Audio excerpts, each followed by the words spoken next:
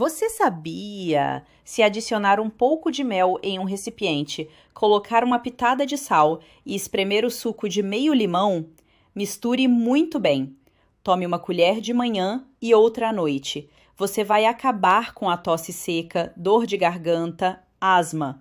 Acaba com as infecções respiratórias e ainda vai soltar todo o catarro. Esse é um potente remédio natural para acabar de uma vez por todas com esses problemas respiratórios.